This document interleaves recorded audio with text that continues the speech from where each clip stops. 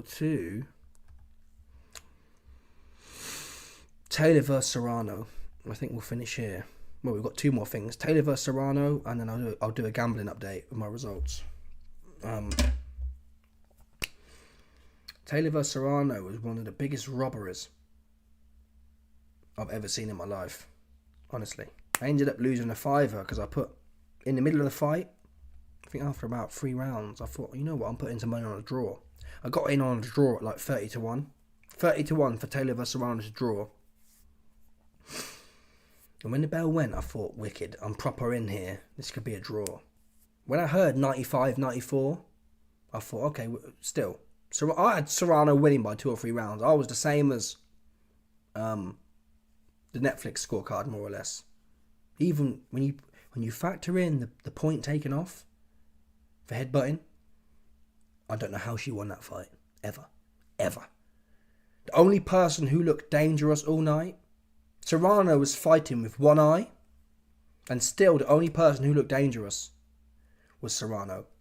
Serano was lighting her up in the early rounds before the cut.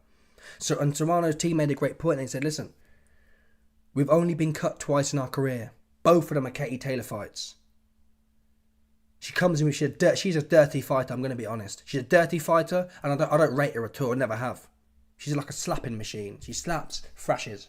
And to be fair, I think because the blood got into... Serano came out with a really good game plan. She was really tight, and she was pop, whap, whap. Looking really good and tight and sharp. And then as I think the blood got in her eye, and obviously she got tired, she started devolving, and she started just thrashing around with Katie Taylor. Listen, when you factor it all in, the point taken off, the fact Serano had one eye, how did Katie Taylor ever win that fight? That fight was actually more of a robbery than the first. The first one, I could genuinely see how you could give it to Katie. This fight, though, there is no way with a point taken off you can ever. Katie was clinging on for dear life, running and headbutting. There's no way after that fight you can give it to Katie Taylor. I'm sorry. And in fact, let's have a look at McTapper, because McTapper normally shields his base and sucks off.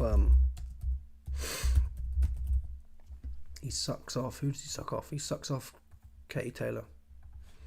So I want to see if he's honest, but probably not. He's probably shilling his base.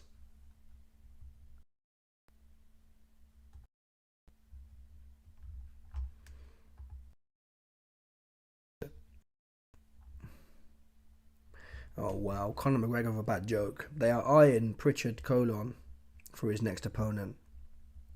Yeah, that's a bit of a man, to be fair, but I get the point he was making. Notorious MMA, here we go. See what he's had to say.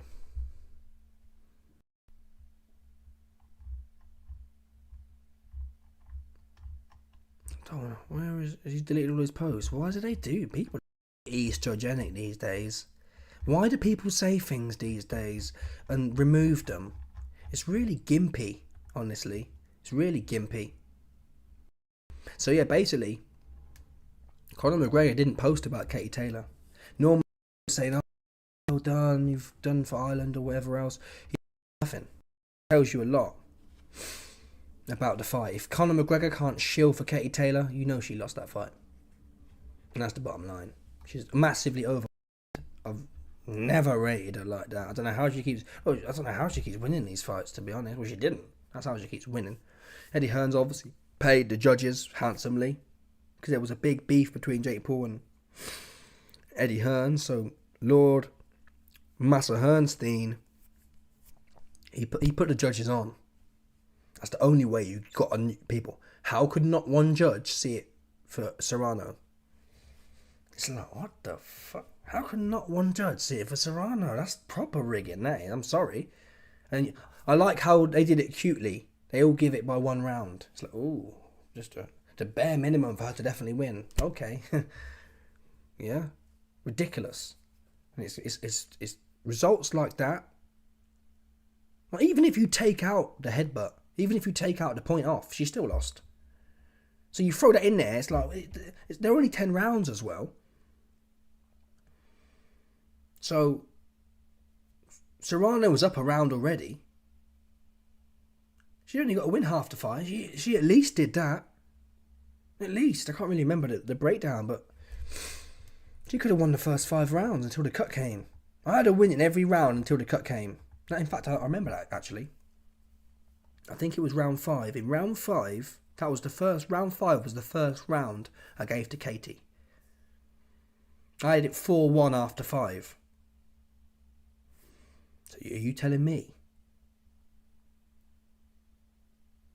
that Serano didn't win one more round? In my book, Serano only had to win 1 of the last 5, including the point taken off, and she got a win. Ridiculous. Yeah, ridiculous. So it's a nice little cabal scam for you, man. Anyway, let's get to the gambling part now before I get out of here.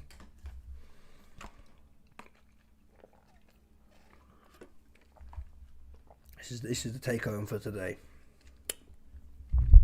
So we lost here. Here's this one here. Katie Taylor versus Amanda Serano. We lost £5 on that, betting on the draw. And then we got this messy situation. I made some money, as I mentioned yesterday, on Jake Paul. Mike Tyson going the distance. I made £45 on that. That was essentially my only winner of the night. I then lost £34 on Mike Tyson to win. So what I ended up doing, I actually put 50 quid on. I put 50 quid on Mike to win. In general, at 3-1. And then, halfway through the fight, the odds had gone down. It was like 10-1 for Mike Tyson to win. But I cashed out. I cashed out a bit early. So I saved myself 15 quid there. Kind of thing. If it was, it'd have been 15 quid more. So I'm down at this point, what? I lost a fiver there. I've lost. So after that, I'm up a fiver still. And then you take these big ones, probably down 60 quid actually. It's about 60 quid. 55, 60 quid. I lost 42. I can't believe it's that much. I got carried away. People. Let's have a look at how I lost 42. Tyson on points. Yeah, I got carried away because the odds were so good. It was 26-1. It was 25-1, sorry, for Tyson on points. So I put 40 quid in it, which would have paid back over £1,000 or about £1,000. So I was probably licking my lips thinking, it's something sweet tonight. And if he'd have been a little bit less shot, it would have been that way. So it's, I don't regret it as such. 26-1, 25-1. It's worth a punt, to be honest. What's going on here?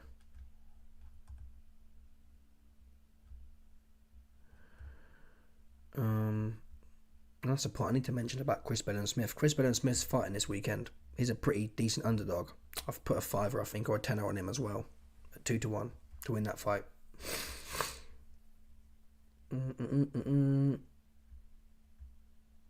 lost £52 last night. Here it is, total P&L, $52. And this one, Tyson on points. Got money everywhere. Got heaps of money everywhere. Yeah, I've got greedy thinking about the upside. But well, listen, when it's 26-1, if it's 20, you can't go wrong with bets like that, man. The problem was I got greedy. Is the problem. But if Mike's legs hadn't have been so shot, he could have easily got a draw or nicked that fight. He was just completely finished. I told you already at the start. I said I was hopeful. I was hoping Jake Paul would get smoked. Okay, so I don't care. Whatever is what it is. It's done now. Let's go back to